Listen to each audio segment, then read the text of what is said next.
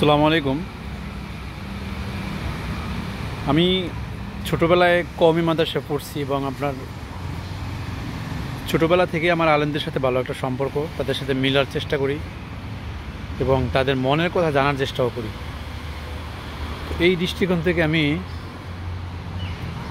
যখন অনেক ভালো ভালো আলেমের সাথেও কথা বলছি এবং অনেকে আমার সাথে আগ্রহ করে কথাও বলে, কারণ আমি যেহেতু ফিটনেস নিয়ে কাজ করি, তাদের ওই বিষয়টার প্রতি আগ্রহ অনেক। তো এখনও আপনার অনেক আলেম আছে যারা প্রাচীনকালের সেই কথাবার্তা নিয়ে বা প্রাচীন যে মানে অনেক বিষয় আছে যেগুলো আপনার ফিউশন হয়েছে, সংস্কার হয়েছে, এই বিষয়গুলো নিয়ে তারা পড়ে আছে। আর অনেক আলেম আছে যারা মডার্ন, অনেক বেশি আধুনিক, অনেক বেশি জানার চেষ্টা করে। যেমন আমাদের জিমে অনেক ছেলেরা আসে যারা মাদ্রাসায় পড়ছে, দাওরা পড়ছে, হ্যাঁ, বড় বড় আলেম, তারাও জিমে আসে, জিম করে। তো এই বিষয়গুলো আমি তাদের সাথে শেয়ার করছি। আর যেহেতু আমি আলেমদের খুব কাছে থেকেছি, সেক্ষেত্রে আমি অনেক বড় আলেমদের সাথেও দেখছি যে অনেক আলেমরাই চায় যে এই পৃথিবীতে কেউই পরিপূর্ণ না, সবার ভিতরে ঝামেলা আছে। হ্যাঁ, তবে এদের কম বেশি আছে। তো সেক্ষেত্রে অনেক আলেমরা চায় যে ইসলামী একটা দল ক্ষমতা আসুক। আবার এই আলেমদের ভিতরেই অনেকের ভিতরেই মনে করেন দালালি করার বা অন্যকে একজনকে কনভিন্স করে নিজের স্বার্থ হাসিলের জন্য অন্যকে দোষী করা, এইরকম অনেক চিন্তাভাবনা কাজ করে।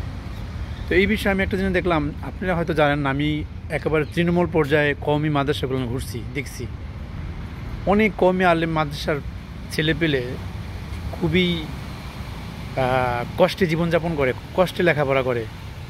আর এদের বেশিরভাগ একটা অংশকে তারা বিভিন্ন বাড়িতে টাকা কালেকশন করার জন্য পাঠায়, চাল কালেকশনের জন্য পাঠায়, বাঁশ কালেকশনের জন্য পাঠায়, তারপর আপনার পাট কালেকশনের জন্য পাঠায়। এবং এইগুলো নিয়েই অনেক যারা নামধারী কিছু আলেম হুজুর আছে, তারা এটা নিয়ে তাদের নিজের স্বার্থের জন্য কাজ করে এবং তারা হজও করে, অথচ মাদ্রাসায় কিন্তু খাবার নেই। অনেক আছে এরকম।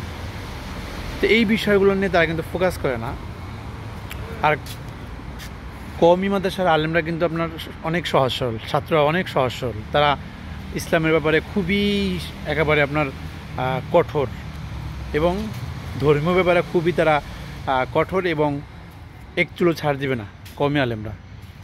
তো এই হিসাবে কিছু আলেমরা তাকে মিসগাইড কইরা মাঠে নামাইয়া বা তাদের প্রতি জুলুম করে। যেমন আপনার তারা একটা দলের সাথে দূরত্ব রাখে সবসময়। যেমন আপনি মনে করেন একটি ইসলামিক দল, বাংলাদেশের সবচেয়ে সম্ভাবনা দল হচ্ছে ইসলামিক দল হলো জামাত ইসলাম।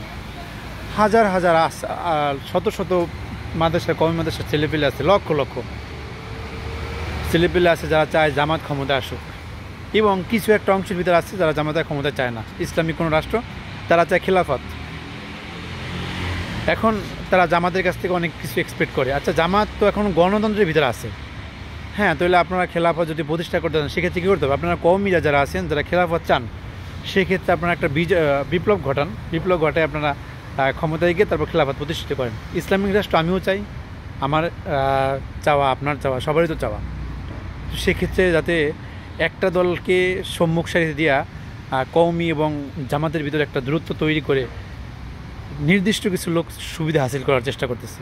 তারা চাঁদাবাজের পক্ষে কথা বলে, তারা চাঁদাবাজের পক্ষে কথা বলে, তারা আপনার দুর্নীতির পক্ষে কথা বলে এবং একটু ওই মসজিদে ইমামতি করবে আর ওই খতিবগিরি করবে, কিছু টাকা দেবে, ওই নিয়ে তারা জীবনযাপন করবে। অথচ শত শত কওমি আলেমদের ভাগ্য এখন কঠিন, বিপর্যয়, এই নিয়ে চিন্তা করবে না।